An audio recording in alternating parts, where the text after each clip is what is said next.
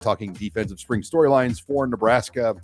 And guys, I want to lead the conversation off with the secondary because I think that has been one of the real strengths, not only of the defense, but maybe of the football team. And they're missing one of their best guys still, Marquise Buford. But you look at Malcolm Hartzog and how he's played kind of a nickel that can play corner, that can play safety. He can do everything. You got Miles Farmer, who has transitioned into a rover, but they think he's got pro ability. Quentin Newsom is a pro.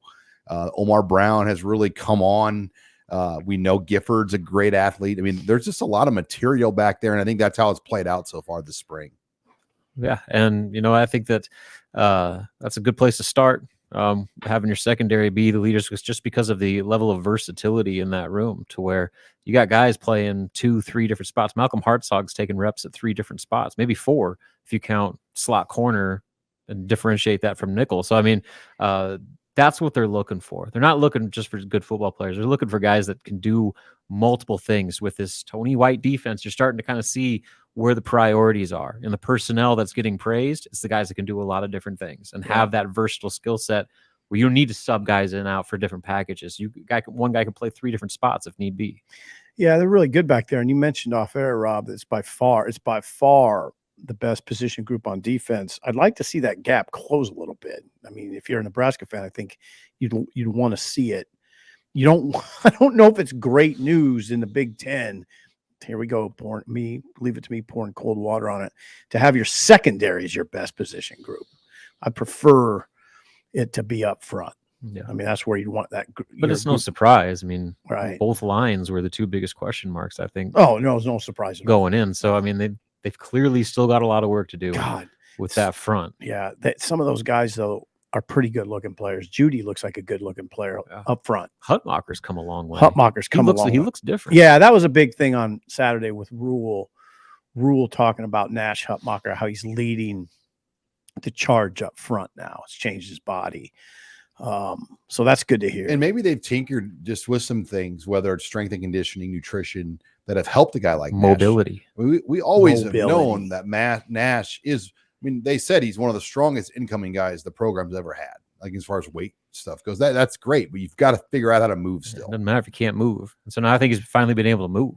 I mean, that's one of the things he talked about, that he's put more emphasis on mobility and flexibility and lateral movement than he ever has. And so I think that's been a big reason why not only has he reshaped his body, trimmed up a little bit to become more explosive and dynamic, but I think that's allowed him to be more productive too, where he's not just a one-trick pony where he's pushing forward and that's all he can do. I mean, the thing we're still looking for, you don't really know what depth looks like at linebacker, interior linebacker, behind Reimer, Henrich, and Sherman. Yeah, I think those are kind of your 3 linebackers right now. Yeah, and who's behind them? I don't know that. Butler's in that mix, I think, with Sherman. Jamari? Jack. Oh, really? So they're moving guys around. Now this is gonna. We got to add this. This is gonna get confusing for people. Yeah, because they're gonna hear you say Jamari Butler and think, wait a second, isn't he a lineman? Mm-hmm. Well, they move guys around. Yeah, again. They're moving them.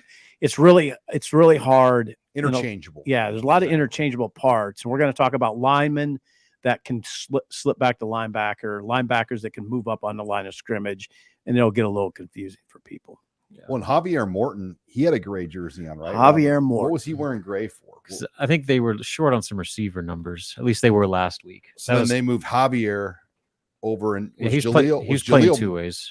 And Jaleel Martin, was he still playing? Yeah. He had gray on. Yeah. Receiver. So those were the 2 grays. What's interesting is I was told if Jaleel Martin didn't get hurt last year early, Travis Fisher was going to push him up. Like, Travis Fisher really liked that safety. Jaleel Martin as a defensive back. Yeah, it's safety. So, it is different. When you get new management, they have different ideas. They do. We're seeing that. I mean, Heinrich Harburg. Mark Whipple basically sent him on a bus back to Kearney. He would laugh when you mentioned his name. Yeah. And the guy that Mark Whipple, wow, sure. I mean, that's how it was at post-practice. Like, you asked about Harburg, and it's like, no, we're taking the kid from Hastings. So the guy from Hastings is not even here anymore. Right. Oh, no, there's some guys that have sort of a renewed, their career has gotten a boost. And Harburg probably is the card carrier. Gabe Irvin's up there. Irvin's for sure in that. I'm trying to think on defense. I mean, Janiron Bonner was kind of lost. I'd say Janiron Bonner's a pretty good example, actually. I'd say Bryce Benhart's a good example. Now, he started 29 games. Benhart has started 29 games, so it's not like he's been lost. It just seems like this staff likes him more, you know. They feel like they can develop him better. I mean, Benhart's got the physical tools. Now, one thing I've been told for a 6'9" guy, he's got short arms. Yeah. And so, like, is that right? His wingspan for being 6'9", his arm reach is not like what you would think it should be. Mm-hmm. And that was a physical limitation that he had. And some people thought, oh, he could be a guard even. Yeah. The other staff, the former staff, was pretty adamant that he wasn't a guard. No. You know, it reminded me of Zach Stirrup, though. Mm-hmm. Like, then they all of a sudden put Zach Stirrup in at guard, and then Zach Stirrup played in the NFL. Did he play guard? He played guard in the NFL. He did. Yep. For the Chiefs and the Dolphins. Yeah, and the Dolphins, maybe. I think he started with the Dolphins. And he just retired a couple years ago. I mean, he got he got a good amount of years in the league, basically as a guy that got beat out by Nick Gates, and they moved him inside to guard. Yeah. They had Alex Lewis. Think about that. Tackles at Nebraska were Alex Lewis, Nick Gates, and Zach Stirrup. That's pretty good. It really is. I mean, those guys all Searles overlap in that? No. Okay. He was before that, right? Alex Lewis was good. Yeah, I remember that. Remember that practice? Yes. Remember Randy that Gregory? practice? The Randy Gregory, Alex Lewis square It off. was a spring practice. Yeah, spring practice. That almost got ugly. They were going at it hard. They had to take Lewis out of practice. Like, he went to the equipment room, like the training room. Yeah, had to Hawks. cool him off. Yeah. There were two big dogs getting after it that day. Well, and Two alphas. Rick Kaczynski needed to get cooled off. yeah. Yeah, Gaz was heated. Yeah, and I think, was he getting into it with Barney a little bit? Yeah, well, and with Lewis. Yeah. Because Lewis went hard after the play and didn't like that they're at that time they thought a first round draft pick was getting pushed around. Think about those guys though. Those two guys are good. Gregory and Lewis going at it like that. And that's what we got to watch practice back then. I know. Yeah. We watched that. Yeah, it was amazing. Alex Lewis then after that spring had to go do time in Colorado because he got in that fight in Boulder with an Air Force cadet. Yeah. Tuned up the guy. Yeah. And the kid came from they pressed charges on Lewis, and Lewis had to go do a month. But came out of it fine, and then made it to the NFL and played for a little bit. I mean, that's crazy to think like a guy in college that had to go do a month for a fight. Mm-hmm. Time. And I think the guy mouthed off to him. I don't know, Sean. Yeah, I don't want to act like I know that, but yeah, I don't know who would mouth off to Alex Lewis. Lewis was a 4th round pick, played 5 years in the NFL. Yeah, 5 years.